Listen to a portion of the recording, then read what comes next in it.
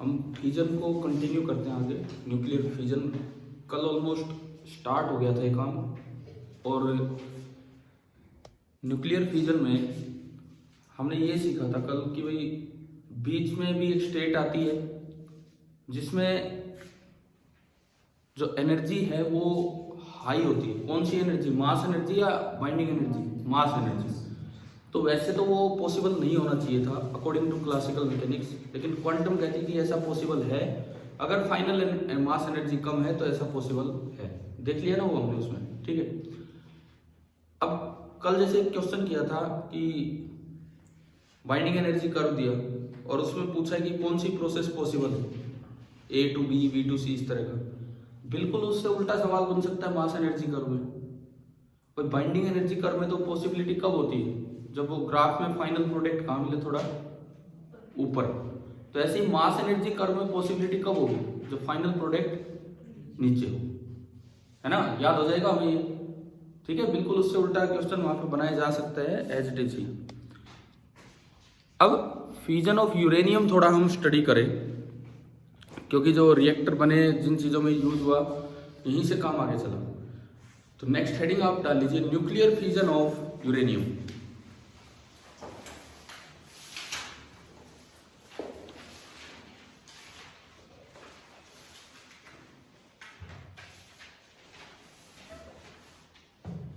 Nuclear fusion of uranium. अब देखो, uranium mainly दो आइसोटोप्स हम यूज करते हैं। एक यूरेनियम 92 235 और एक यूरेनियम 92 238। नेचुरल यूरेनियम में ज्यादा कौन सा पाया जाता है? ये वाला। जैसे कार्बन 12 ज्यादा पाए जाते हैं ना कार्बन 14 की वजह, समझ गए इस तरह से। तो ये एक आइसोटोप है, इसका अमाउंट ज्यादा मिलता है नेचुरल यूरेनियम में, मोर अमाउंट। ये जो है ये बनाया जाता है, ये नेचुरली इतना ज्यादा नहीं मिलता है। ये मिलता है तो कुछ कंट्रीज में मिलता है, हर जगह नहीं मिल रहा है। तो इसको बोलते हैं, दिस इज एनरिच्ड यूरेनियम। और वो जो मैंने लिखा है वहां, उसको मैं बोल देता हूं, दिस इज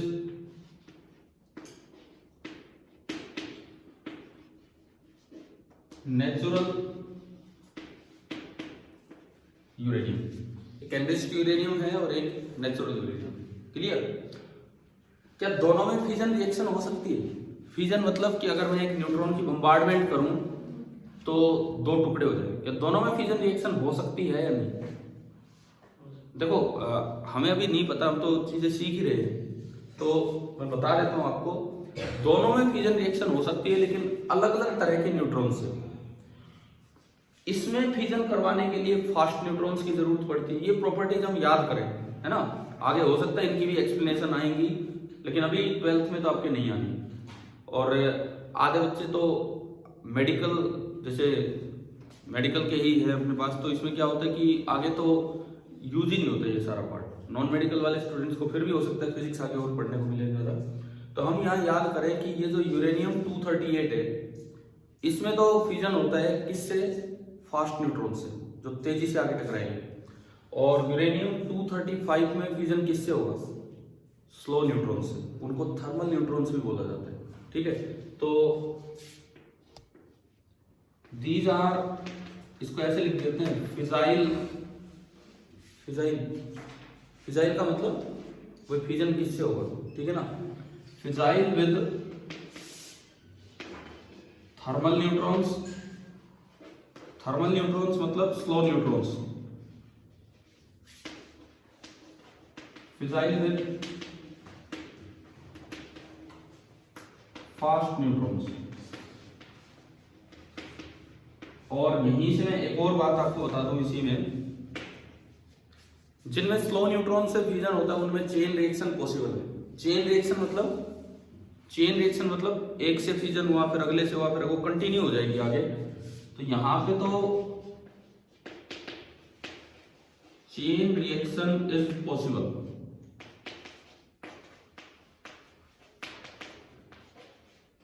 एंड यहां पे chain reaction is not possible. तो फ्यूजन ऑफ यूरेनियम में शुरुआत आप ऐसे कीजिए, दोनों का कंपैरिजन लेते हुए चलिए। नेचुरल यूरेनियम इतना यूजफुल नहीं है फ्यूजन पर्पज से, लेकिन ये एनरिच्ड यूरेनियम जो होता है ये यूजफुल है क्योंकि इसमें चेन रिएक्शन पॉसिबल है। और थर्मल का मतलब है स्लो न्यूट्रॉन्स।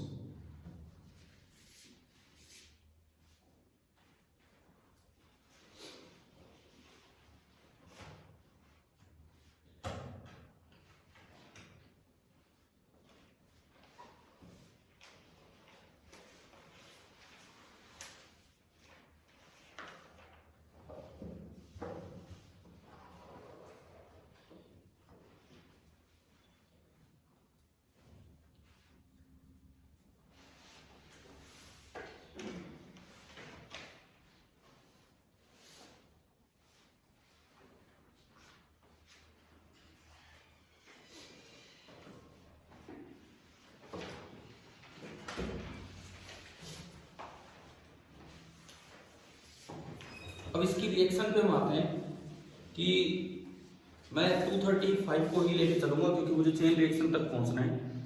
तो इसकी फ्यूजन रिएक्शन क्या बनेगी, इक्वेशन क्या बनेगी, केमिकल इक्वेशन या न्यूक्लियर इक्वेशन, तो उस पर हम आते हैं। कौन सा वाला लेंगे, 235, इसमें थर्मल न्यूट्रॉन्स लिख लिया ना।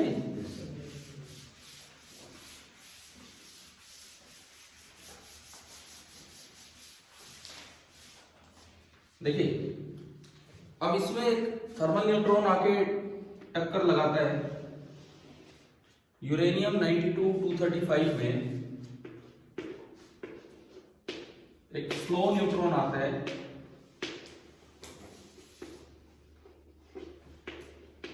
देखो रिएक्शन में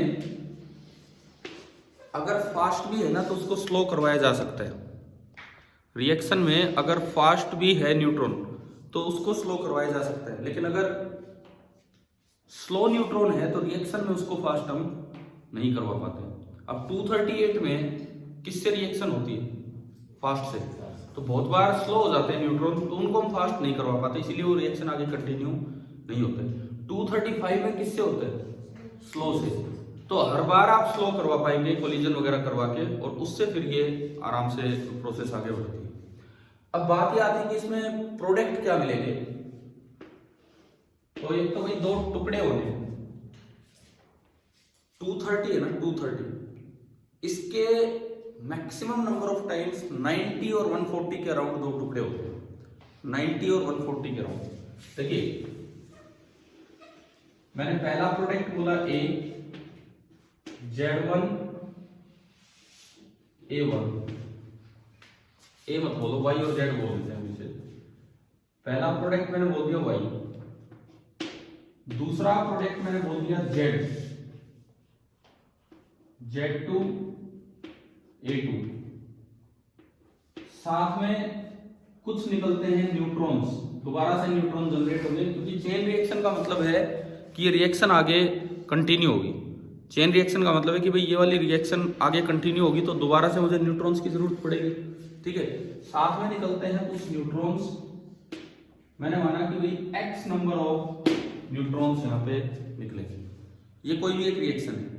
तो इसमें ना हमने कल ही पढ़ा था कि नीचे वाले नंबर मतलब एटॉमिक नंबर का सम भी बराबर होना चाहिए, ऊपर वाले नंबर मतलब मास नंबर। तो देखो एक तो क्या बनेगा, इधर नीचे नीचे कितना है 92 प्लस 0, 92 इज इक्वल टू, ये चार्ज बैलेंसिंग है, इधर कितना है Z1 प्लस Z2 और अगले का कुछ है ही नहीं, ठीक है।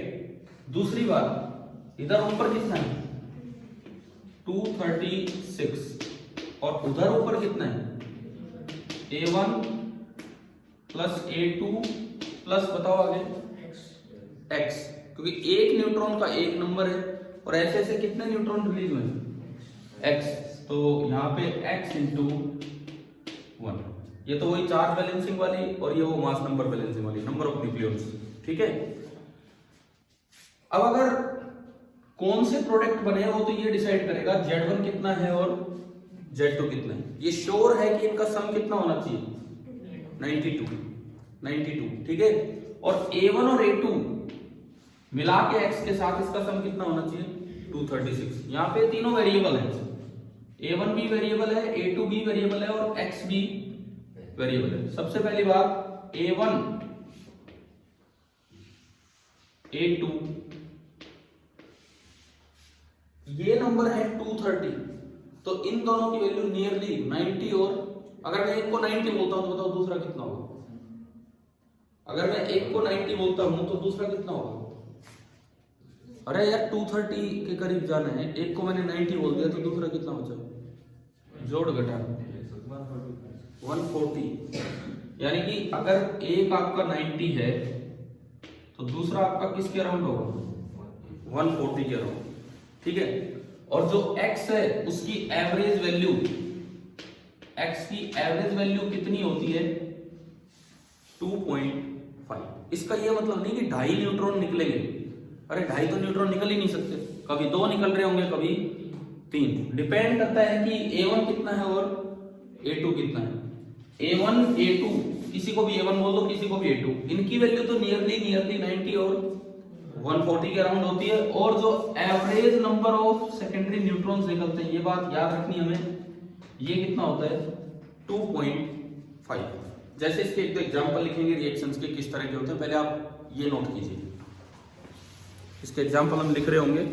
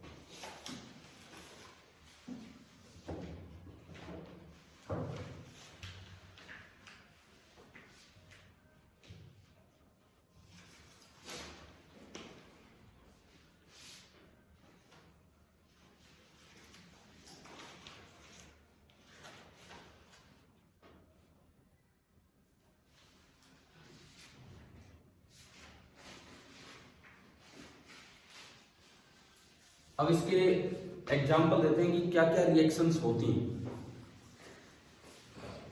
एक बार अपनी बुक में ये पेज निकालो जहां पे न्यूक्लियर फ्यूजन है, एनसीईआरटी टेक्स्ट बुक में ये पेज निकाल लीजिए जहां पे न्यूक्लियर फ्यूजन है।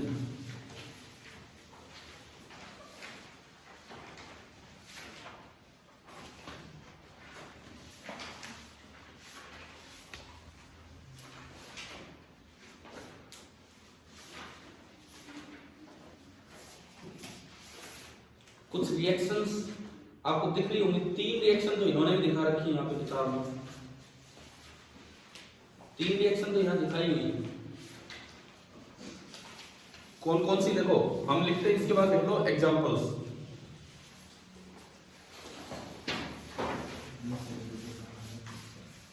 इसी रिएक्शन के 2-3 एग्जांपल हम लिखते हैं। पहला एग्जांपल इन्होंने दिया है बेरियम और क्रिप्टन, दिख रहा है किताब में, मिल गया आपको। फ्यूजन जहां पे टॉपिक का नाम है उसके अंदर इक्वेशंस दी गई है। पहली जो इक्वेशन है उसमें यूज किया गया है कि प्रोडक्ट बने हैं बेरियम एंड क्रिप्टन। देखो बेरियम का नंबर कितना है 56 144, क्रिप्टन का नंबर कितना है 36 और ऊपर 89। अब आप ये देखिए कि कितने न्यूट्रॉन निकले होंगे, उसमें मत देखो, वो तो दिख गया होगा। चलो आपको ऐसे सवाल आ जाएंगे इसमें नंबर ऑफ सेकेंडरी न्यूट्रॉन्स कितने होंगे, तो देखिए यहां से भाई नीचे वाला समय 92, क्या है 92 पूरा हो गया तो तभी तो न्यूट्रॉन बनेगा, नहीं तो कुछ और भी आ जाता क्योंकि नंबर 0 होता है न्यूट्रॉन का। ऊपर देखो उधर कितना समय 236, जोड़ना आता हो तो एक और जुड़ेगा उसमें ना 236, और इधर कितना है 233। अरे 9 और 4 13, बस यही देख लिया करो। 233 कितने बचे 3। तो इस रिएक्शन में 3 न्यूट्रॉन निकले होंगे। तो ये आपकी पहली रिएक्शन, पहली नहीं मतलब कोई एक एग्जांपल लिया, ठीक है। सेकंड एग्जांपल बुक से ही देख के आप देख लो, और उसमें ना 4 न्यूट्रॉन निकले हुए हैं। एनसीईआरटी टेक्स्ट बुक में ऐसी 3 इक्वेशंस दी हैं। आप, मैं बोर्ड पे नहीं लिख रहा, आप अपनी बुक से वो 3 एग्जांपल लिख लो। किसी में 4 न्यूट्रॉन निकल रहे हैं, किसी में 3 न्यूट्रॉन निकल रहे हैं, किसी में 2 न्यूट्रॉन निकल रहे हैं।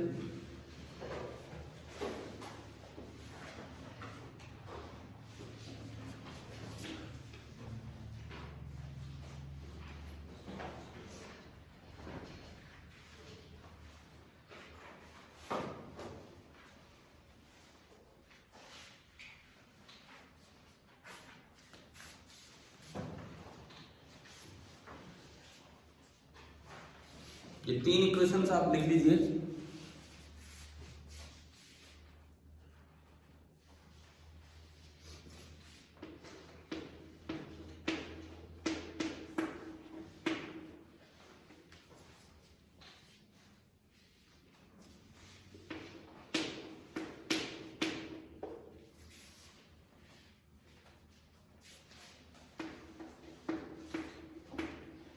इसमें कितने बचे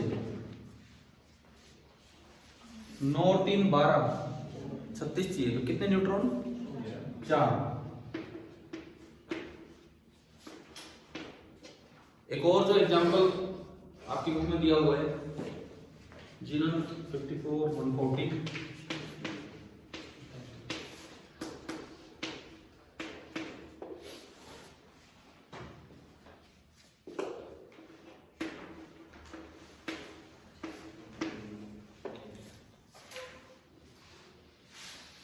अब इसमें देखो सम करके देखिए आप, नीचे हो गया 92, ऊपर बन रहा है 234 और बनाना कितना है 236। तो कितने न्यूट्रॉन निकले होंगे 2। तो हर बार न्यूट्रॉन जनरेट होते हैं, कभी कितने कभी कितने। और भी एग्जांपल हो सकते हैं। तो ऑन एन एवरेज कितने निकलते हैं ये भी याद रखना है 2.5। इसी बुक में नीचे देखो न्यूक्लियर रिएक्टर टॉपिक का नाम लिखा हुआ है, उसके अंदर 2-3 लाइनें होंगी, आप पढ़ोगे तो दिया हुआ है कि 2.5 न्यूट्रॉन एवरेज आते हैं।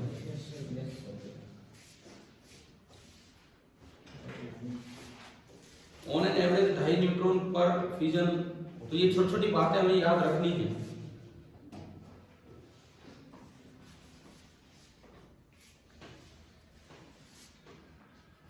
देखिए इस पे एक सवाल लिखते हैं, केवल इतनी सी बात है।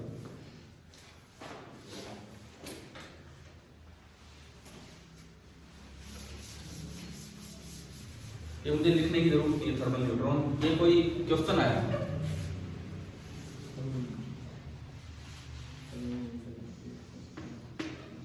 बेरियम क्रिप्टॉन ये आ गए, उन्हीं के आइसोटोप आ गए, और ये आपको इक्वेशन दी गई है plus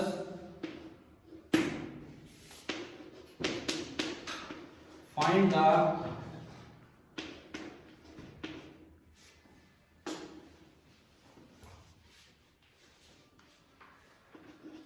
number and name of particle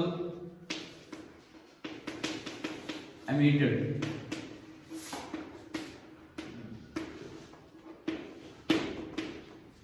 ये सवाल आ जाएंगे इस तरह से, निकलेंगे तो हर बार ही न्यूट्रॉन कितने निकलेंगे। अब देखो क्या होता है, गलती कहां हो जाती है। बेरियम क्रिप्टन वाली रिएक्शन याद करके जाते हैं, बुक से पढ़ के जाते हैं, एक रिएक्शन तो याद कर जाना, और उसमें कितने न्यूट्रॉन मान के चलते हो 3।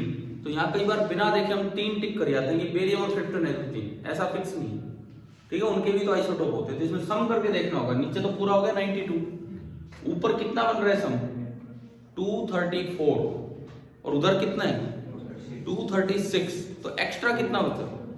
2। तो आंसर जो इसका आएगा 2 न्यूट्रॉन्स। आंसर जो आएगा दैट विल बी 2 न्यूट्रॉन्स। इतने न्यूट्रॉन रिलीज होंगे।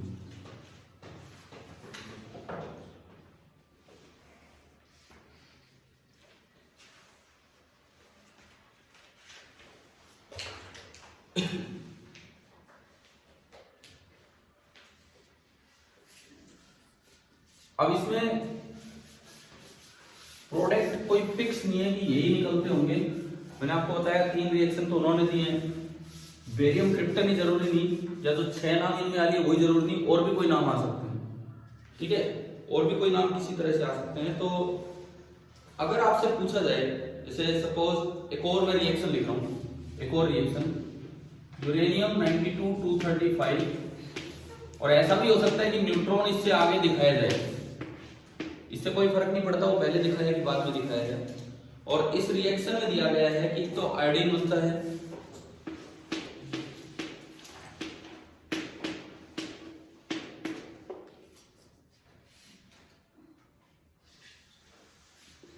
ऐसा इस क्वेश्चन में लिखा हुआ है, रिपीट द सेम पार्ट। ये इक्वेशन दी गई है और आपको सेम पार्ट रिपीट करना है, मतलब वो आगे जो क्वेश्चन मार्क लगाया है वो क्या है और कितने हैं। तो निकलेंगे तो हर बार न्यूट्रॉन। आप नीचे काउंट करो, क्या नीचे 92 हो गए? नीचे 92 हो गए तो नीचे तो 0 बना होगा। ऊपर कितने हो गए? 234। तो इसका भी आंसर क्या आ जाएगा? 2 न्यूट्रॉन्स। ठीक है, सेम क्वेश्चन है, उसी का सेकंड पार्ट आप बना लो और इसका भी आंसर आ गया 2 न्यूट्रॉन्स। ना नहीं होगा, अगर होगा तो आप फिर अलग से, हाँ इलेक्ट्रॉन नहीं, जैसे एक की कमी पड़ रही होगी तो +1 करेंगे तो प्रोटॉन की श्रेणी में चला जाएगा। 2 की कमी पड़ रही होगी तो +2 नीचे आएगा तो वो अल्फा पार्टिकल की श्रेणी में चला जाएगा।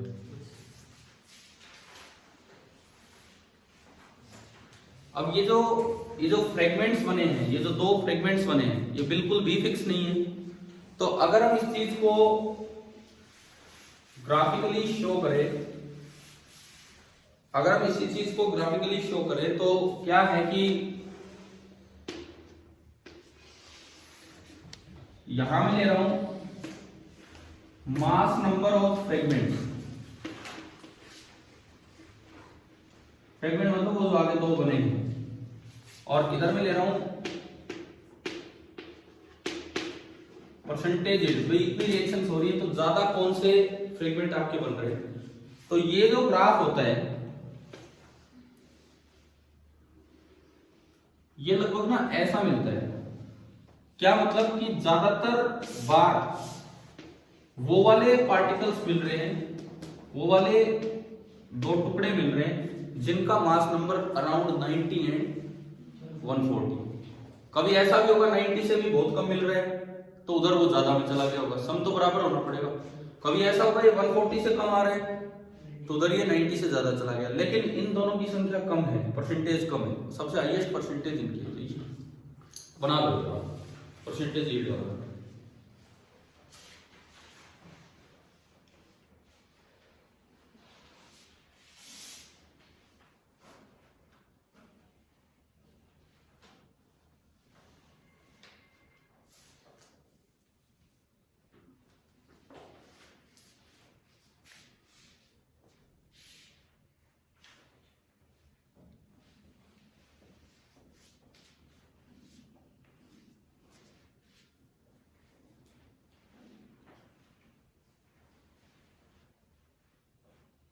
अब इसमें 2 बातें हम और इसी में कर रहे हैं यहीं पे। पहली बात मतलब इन रिएक्शंस के साथ ही 2 बातें। सबसे पहली बात, ये जो एंड प्रोडक्ट बनते हैं क्या ये सेफ है या ये बहुत खतरनाक है? मीन्स ये जो 2 प्रोडक्ट बने अभी बेरियम क्रिप्टन या कुछ और इस तरह के, ये बहुत ज्यादा खतरनाक है, ये हाईली रेडिएक्टिव है और इनसे लगातार बीटा एमिशन होता है। तो जब तक ये स्टेबल ना हो जाए तब तक ये बहुत रिस्की है। तो इसीलिए जो न्यूक्लियर रिएक्टर होता है ना, उनका वेस्ट मतलब वो जो यूज हो लिया फ्यूल यूरेनियम, उसके बाद इतना खतरनाक होता है कि उसको ना समुद्र के नीचे डाल के आते हैं। अब वो खतरा वहां भी है भाई, जीव वहां भी है वैसे तो, पर वही है, अब एवरीथिंग इज रिलेटिव। हम तो अपना बचाव कर रहे हैं, तो इसीलिए उनको समुद्र के बहुत नीचे वहां पे दबा के आया जाता है या छोड़ के आया जाता है, इस तरह का काम है। तो पहला पॉइंट तो ये लिखिए आप। इसके बाद ये जो प्रोडक्ट्स मिल रहे हैं, प्रोडक्ट न्यूक्लियाई, इनके बारे में लिखो। The product nuclei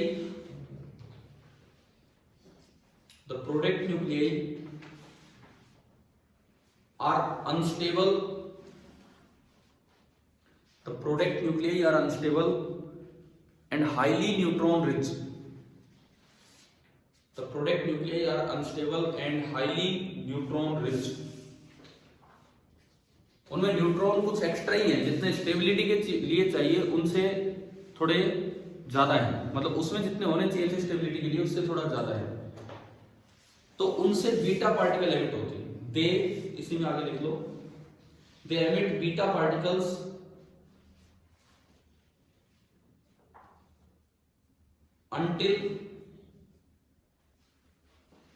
until they reach a stable end product. Until they reach a stable end product, मतलब वो हाईली रेडियोएक्टिव है, ये मतलब है इसका।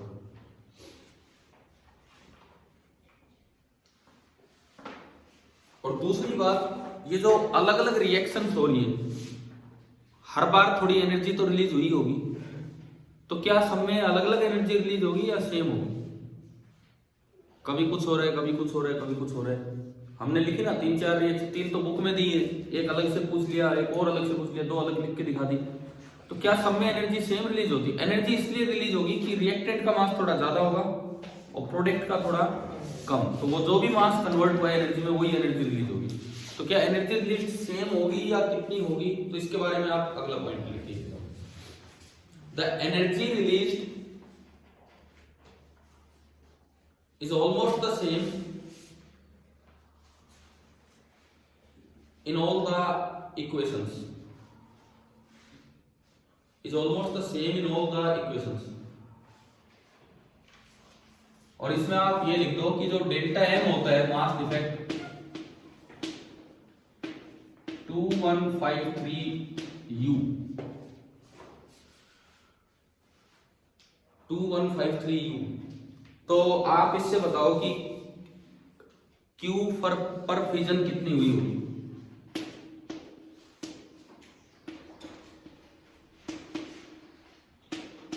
कैसे निकालते हैं?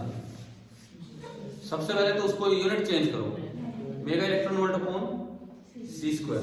तो ये जो डेल्टा एम है, मैं इसी को लिख सकता हूं 0.2153 mega into 931.5 mega electron volt upon c square.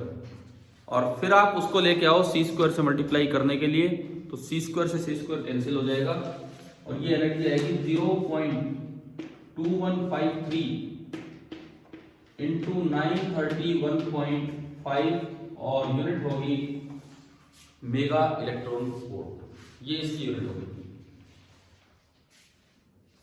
एक बार देखो 200 के अराउंड जा रहा होगा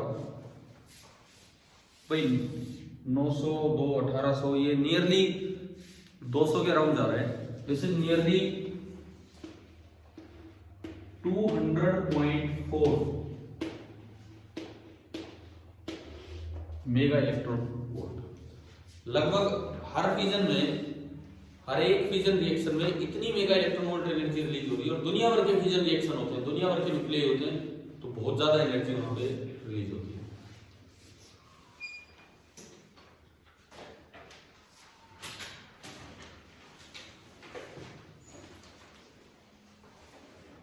अब हम आते हैं इसमें चेन रिएक्शन की तरफ कि भाई चेन रिएक्शन का क्या मतलब है। यूरेनियम के दोनों समझ आ गए। 238 में तो हम ज्यादा गए नहीं, हम ओनली किस पे फोकस रहे, 235 पे। तो नेक्स्ट हेडिंग आप लिखना nuclear chain reaction.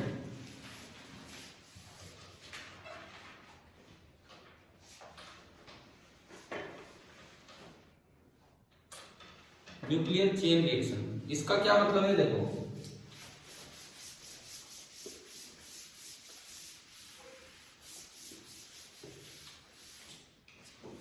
Chain reaction का ये मतलब है, इसको आप सिंबॉलिकली देख लो, ये एक यूरेनियम है,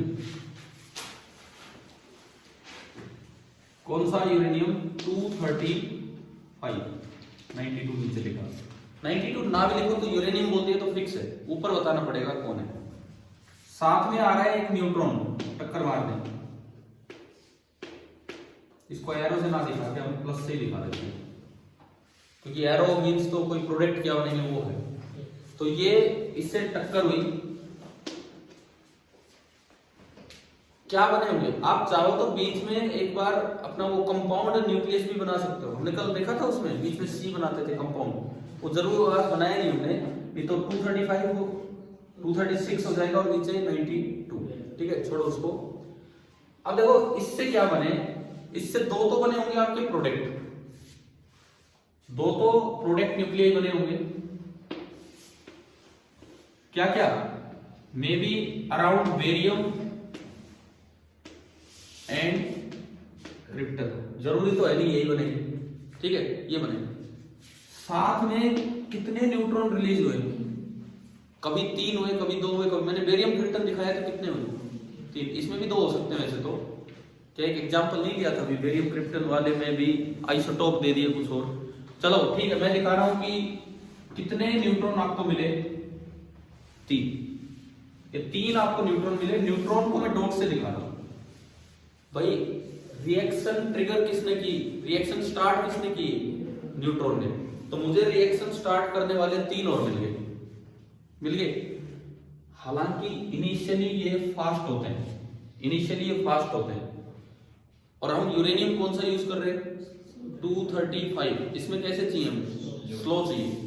तो अब क्या करेंगे, इनको स्लो करवाने के लिए एक डिवाइस यूज की जाती है जिसको नाम दिया जाता है मॉडरेटर। मॉडरेटर का मतलब होता है कि बीच में जैसे हैवी वाटर क्या होता है D2O, जैसे H2O तो अपना नॉर्मल वाटर है, ऐसे हैवी वाटर D2O या ग्रेफाइट या इस तरह की कोई भी चीज यहां पे यूज की जाती है, इसको नाम देते हो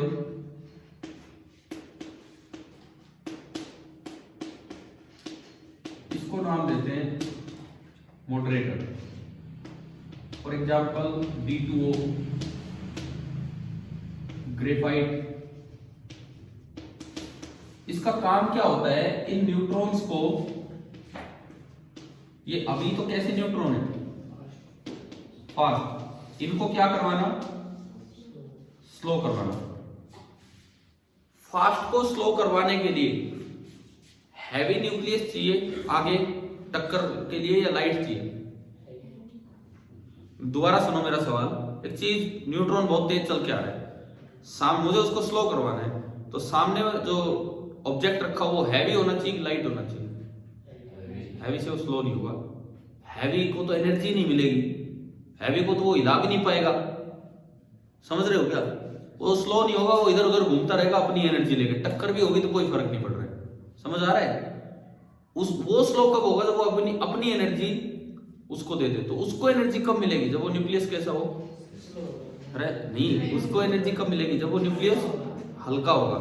ये चीज ना +1 एनसीईआरटी बुक में कोलिजन वाले चैप्टर में, वर्क एनर्जी पावर वाले चैप्टर में बिल्कुल वहां पे क्वेश्चन लेके बता रखी है कि मॉडरेटर्स, हो सकता है मॉडरेटर नाम ना लिया हो, उन्होंने बताया हुआ है कि ये जो रिएक्टर होते हैं इनमें न्यूट्रॉन को स्लो करवाने के लिए हैवी न्यूक्लियस नहीं बल्कि सामने कैसा न्यूक्लियस लेना होगा, लाइट वेट, ठीक है। तो D2O, ग्रेफाइट, कार्बन, ये मतलब हल्के हल्के न्यूक्लियस लिए, ठीक है। मैं अगर यहां लिखूं कि जो मॉडरेटर है,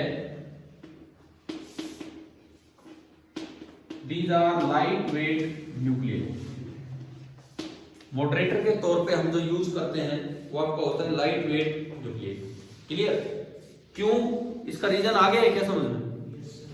देखो ये आ सकता है सवाल ये भी बनके, अगर हैवी न्यूक्लियस होगा तो उसको एनर्जी नहीं मिल पाएगी, यही अपनी एनर्जी लेके इधर उधर घूमता रहेगा और ये फास्ट ही रहेगा। लाइट होगा तो अपनी एनर्जी उसको देगा और खुद स्लो होगा, इस तरह से, ठीक है। वहां पे +1 एनसीईआरटी बुक में इवन परसेंटेज लाके दिखा रखी है, उसने कंपेयर करवाए वहां पे कि एक बार तो हल्के न्यूक्लियस से टक्कर मारी है और एक बार भारी से। तो एक में तो 90% का लॉस हो गया उसकी एनर्जी का, एक में 2-4% का लॉस हुआ है। तो हमें कौन सा चाहिए? जब 90% का लॉस हो। तो वहां पे करवा रखा है, क्लियर? ठीक है, अब क्या होगा सुनो, ये 3 न्यूट्रॉन निकले इसमें से, ये 3 न्यूट्रॉन निकले, यहां तो थे फास्ट और यहां ये कैसे होके निकले? स्लो। मुझे स्लो ही चाहिए थे 235 के लिए। अब ये तीनों अपनी अपनी खोज में निकल पड़े। ये किसको ढूंढ रहे हैं? यूरेनियम को, इस इक्वेशन को आगे बढ़ाने के लिए।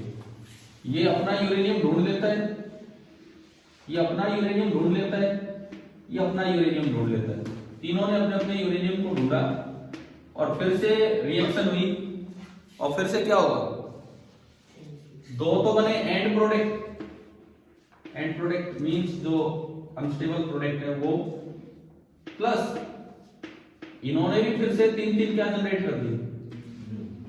न्यूट्रॉन।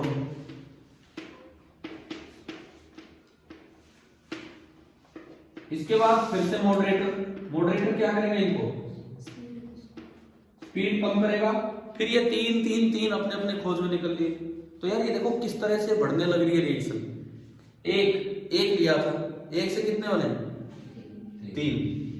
कौन? ये न्यूट्रॉन। इनको मैं दिखा रहा हूं, जरूरी नहीं 3 ही बने, कभी 2 भी बन सकते, कभी 4 भी, ऑन एन एवरेज 2.5 आते हैं। फिर 3 से फिर 3, फिर 3 से फिर 3। तो ये किस तरह काम बढ़ने लग रहा है? ये बड़े ही यूं लगा लो कि बहुत तेजी से, हाँ एक्सपोनेंशियल भी ग्रोथ नहीं है, मतलब इस तरह से बढ़ते जा रहा है कि जैसे ऑन एन एवरेज कभी 2 भी हो सकते हैं, कभी 3 भी हो सकते हैं। जैसे पॉपुलेशन बढ़ती है, पॉपुलेशन किसी भी चीज की, उसी तरह से न्यूट्रॉन की पॉपुलेशन यहाँ बढ़ने लग रही है और रिएक्शन कंटिन्यू हो रही है। तो इस रिएक्शन को क्या बोलते हैं? Chain reaction. ठीक है, ये इसी तरह से बना के दिखा दो।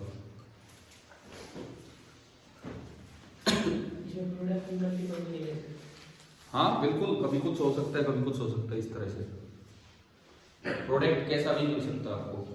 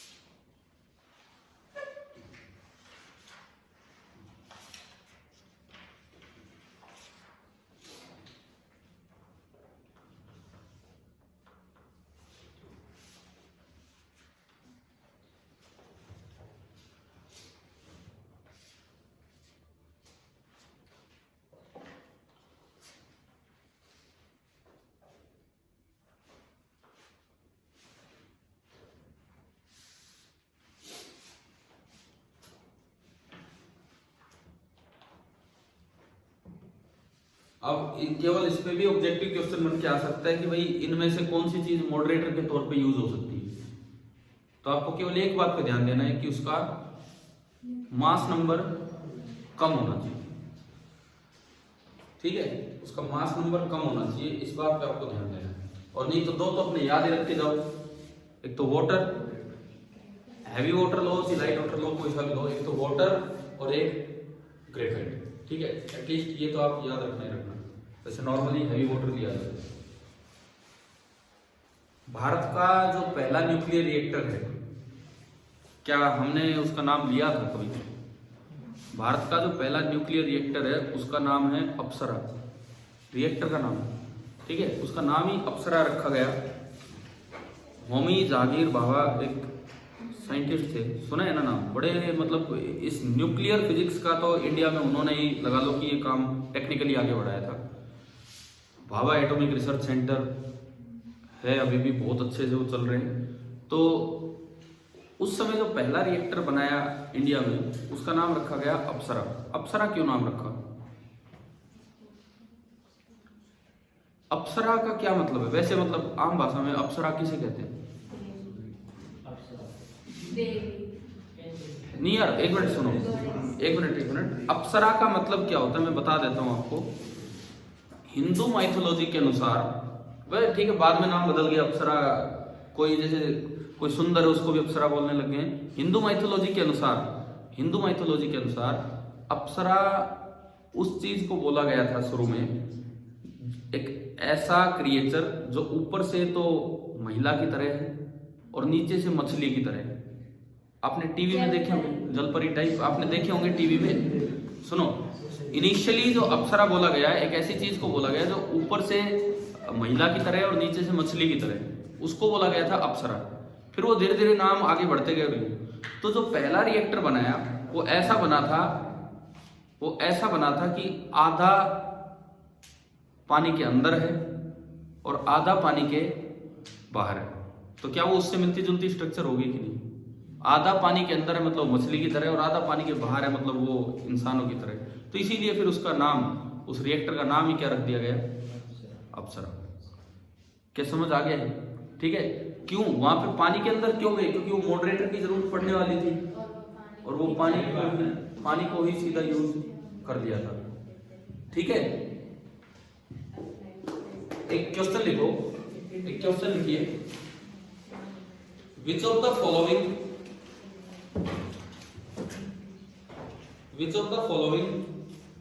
Can be used as a moderator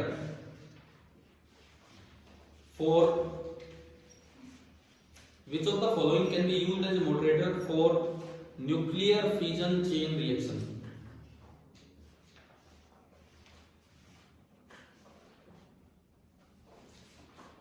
मतलब इस तरह से बन के आ सकते हैं। पहला ऑप्शन यूरेनियम, बताओ लिया जा सकता है? क्यों? बहुत हैवी है। दूसरा प्लूटोनियम, क्या लिया जा सकता है? ये भी बहुत हैवी। तीसरा लिख लो हैवी वाटर। अब खत्म भी तो करे सवाल को, और तीन ही ऑप्शन बहुत है। हैवी वाटर तो हम पढ़ के ही आए। मतलब इस तरह से भी कोई सवाल बन के आ सकता है कि आपको पहचानना होगा कि कौन सा हल्का है और कौन सा भारी है। क्या समझ आ गया है यहाँ तक? ठीक है। अब ये जो फ्यूजन रिएक्शन हो रही है, कई बार इसको मेंटेन करवा पाना पॉसिबल नहीं हो पाता है। तो कौन से फैक्टर्स हैं जिनकी वजह से फ्यूजन रिएक्शन आगे नहीं बढ़ पाती?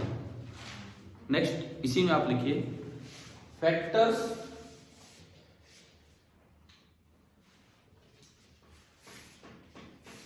responsible for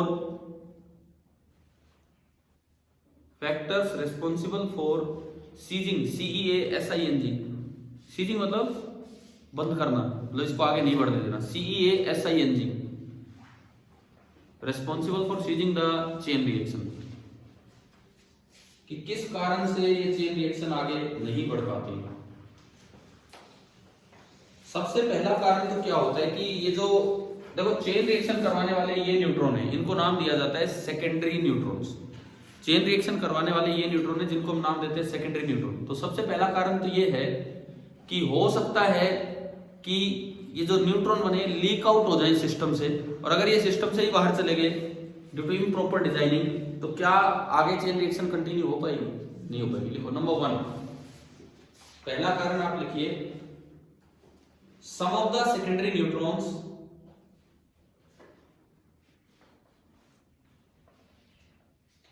may leak out from the system, LEAK,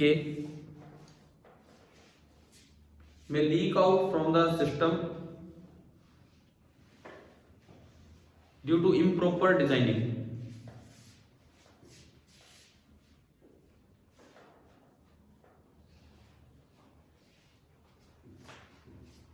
Due to improper designing.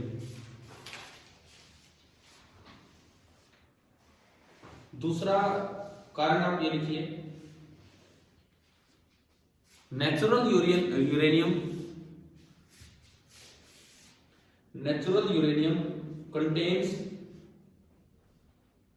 contains nearly 99% of U-238 contains nearly 99% of U-238.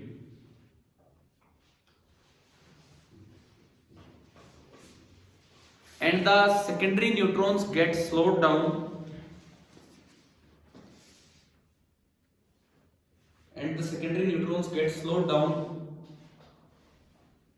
due to collisions,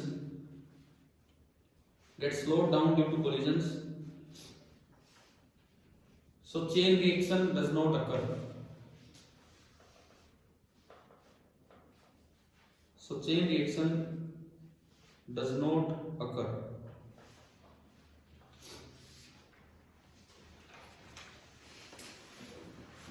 तीसरा जो पॉइंट है, कई बार क्या होता है, जो आपने फ्यूल यूज किया यूरेनियम, उसमें कुछ नॉन फिजनेबल इंप्योरिटीज ऐड हो जाती है। नॉन फिजनेबल मतलब जो न्यूट्रॉन को एब्जॉर्ब कर लेंगी और फिजन रिएक्शन को आगे नहीं होने देंगी, तो ये भी एक कारण है। तीसरा पॉइंट आप लिखिए, some secondary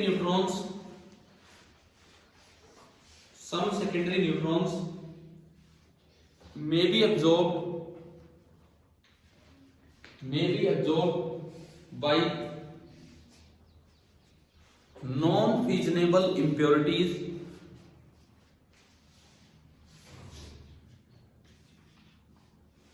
in the fuel मतलब uranium, non-fissionable impurities in the fuel।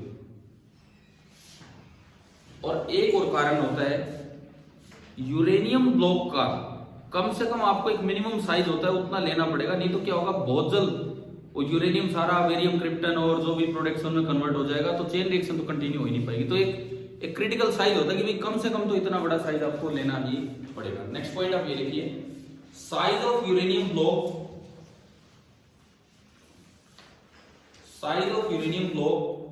should be greater than a certain critical size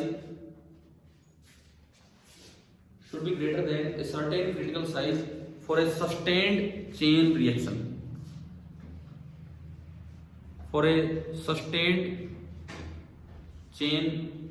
reaction, एक सस्टेन मतलब जो चलती रहे, उसके लिए कम से कम कुछ साइज होता है कि भाई इससे बड़ा हो तब जाके चेन रिएक्शन होगी, अगर उससे छोटा है तो वो चेन रिएक्शन नहीं हो पाएगी। ठीक है, अब यहां तक देखो हमने न्यूक्लियर फिजन ऑफ यूरेनियम पे ही आज की क्लास ली है, किस तरह से क्या कुछ इसमें ध्यान रखना है, छोटी छोटी बातें हैं। Average neutron, number of average neutron, बच्चे उसमें गलती कर आते हैं, 3 लिखे आते हैं, जबकि होता कितना है 2.5। ठीक है, फिर हम गए चेन रिएक्शन, क्या नेचुरल यूरेनियम में चेन रिएक्शन पॉसिबल है? नहीं, एनरिच्ड यूरेनियम में होती है 235 वाले में। ठीक है, फिर कुछ फैक्टर्स से हम गए लास्ट में कि भाई किन किन फैक्टर्स की वजह से चेन रिएक्शन नहीं हो पाती। अब इसमें फ्यूजन में जो अगला काम जो हम कल करेंगे, रिएक्टर के बारे में पढ़ेंगे। Reactor as a device means nuclear reactor क्या होता है और कैसे उसमें रिएक्शन तो हमने पढ़ ली, आखिरी पार्ट जो फ्यूजन रिएक्शन का है वो रिएक्टर है।